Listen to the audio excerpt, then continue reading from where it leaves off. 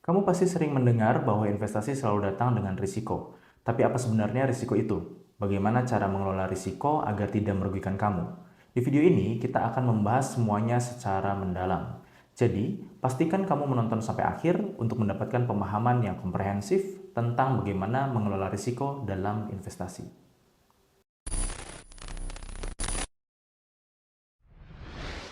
Risiko dalam investasi bisa diartikan sebagai kemungkinan kerugian yang bisa terjadi pada investasi kamu. Semua jenis investasi memiliki risiko, tapi tingkat risikonya berbeda-beda tergantung pada jenis investasi dan kondisi pasar. Secara umum, semakin tinggi potensi imbal hasil dari suatu investasi, semakin tinggi pula risikonya. Ini adalah prinsip dasar yang harus kamu ketahui dan pahami sebelum berinvestasi. Ada beberapa jenis risiko yang harus kamu ketahui. Pertama, risiko pasar, yaitu risiko yang muncul akibat fluktuasi harga di pasar. Misalnya, harga saham bisa turun drastis akibat kondisi ekonomi global atau isu politik tertentu. Kedua, risiko kredit, yaitu risiko bahwa penerbit obligasi atau peminjam tidak mampu membayar kembali pinjaman atau bunga yang dijanjikan. Ketiga, risiko likuiditas, yaitu risiko bahwa kamu tidak bisa menjual investasi kamu dengan cepat tanpa mengalami kerugian yang besar. Misalnya, properti adalah jenis investasi yang cenderung kurang liquid karena memerlukan waktu untuk dijual.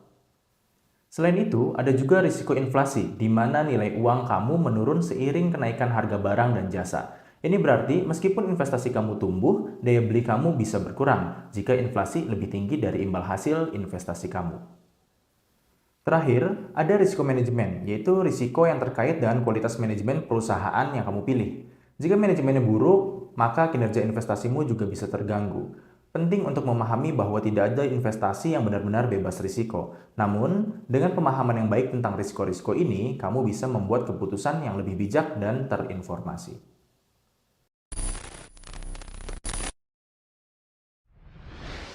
Setelah memahami berbagai jenis risiko, pertanyaan berikutnya adalah bagaimana cara mengelola risiko tersebut. Salah satu yang paling efektif adalah dengan melakukan diversifikasi. Diversifikasi adalah strategi di mana kamu menyebarkan investasi kamu ke berbagai jenis aset atau sektor untuk meminimalkan risiko. Misalnya, jika kamu hanya berinvestasi di satu saham dan harga saham tersebut turun, maka seluruh portofolio kamu akan terkena dampaknya. Tapi, jika kamu menyebar investasimu di berbagai jenis saham, obligasi, atau aset lain, risiko akan lebih tersebar dan potensi kerugian bisa dikurangi. Selain diversifikasi, penting juga untuk memahami profil risiko pribadi kamu. Setiap orang memiliki toleransi risiko yang berbeda-beda. Ada yang merasa nyaman dengan risiko tinggi demi potensi keuntungan yang besar, sementara yang lain lebih memilih risiko rendah meski imbal hasilnya lebih kecil. Memahami profil risiko kamu akan membantu dalam memilih jenis investasi yang sesuai dengan kenyamanan dan tujuan keuangan kamu. Kamu juga bisa menggunakan alat-alat investasi seperti stop loss order untuk melindungi investasi kamu dari kerugian yang besar. Stop loss order adalah instruksi untuk menjual saham ketika harganya turun ke tingkat tertentu. Ini adalah cara yang tepat, yang baik untuk mengelola risiko pasar dan melindungi modal kamu. Terakhir, jangan lupa untuk terus memantau dan meninjau portofolio investasi kamu. Pasar dan ekonomi bisa berubah sewaktu-waktu, dan kamu harus siap untuk menyesuaikan strategi investasi kamu jika diperlukan. Jangan takut untuk melakukan perubahan jika itu berarti mengurangi risiko dan meningkatkan potensi imbal hasilnya.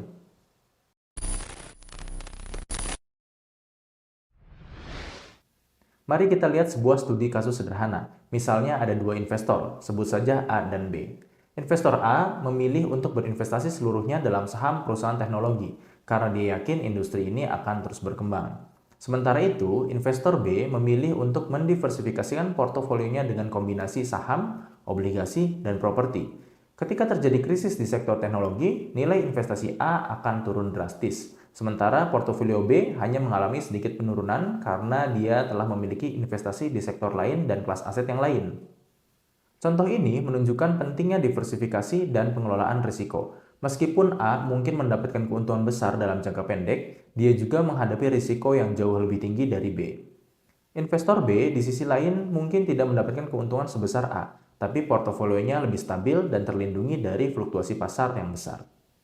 Sebagai kesimpulan, risiko adalah bagian yang tak terpisahkan dari investasi, tapi bukan berarti kamu tidak bisa mengelolanya.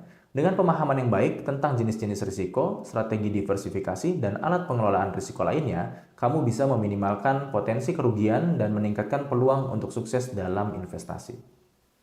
Terima kasih sudah menonton sampai akhir. Jangan lupa untuk subscribe, like, dan share video ini jika menurut kamu konten ini bermanfaat. Sampai jumpa di video berikutnya.